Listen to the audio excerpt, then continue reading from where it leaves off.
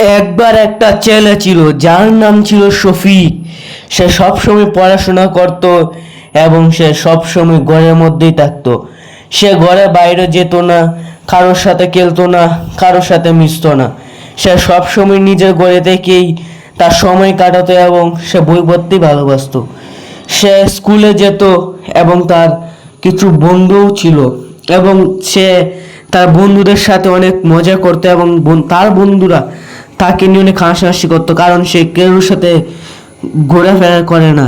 একদিন সে একটি জঙ্গলে গেল এবং সে একটি আজব অন্য রকমের প্রাণী দেখতে পেল।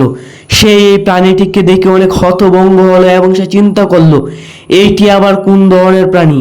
এই প্রাণী দেখে সে অনেক চিন্তিত হলো এবং সে ভাবছে যে প্রাণীটা তা কোনো ক্ষতি করবে না। তখন সেই প্রাণীটির সাথে সে কথা বলল এবং সেই প্রাণীটি বলল, আমি তোমার কোনো ক্ষতি করব না।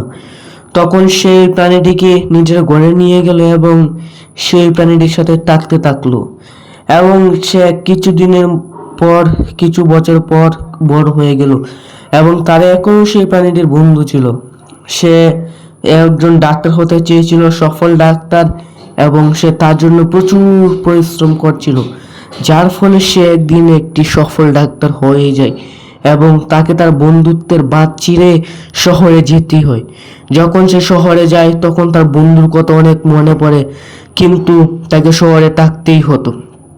কিন্তু সে মাঝে মধ্যে সে তার ছেলেকে নিয়ে এই অদ্ভুত জানোয়ারের সাথে কথা বলতো এবং দেখাশোনা করতো, বই পড়তো, খেলাধুলা করতো, আরো অনেক কিছু করতো।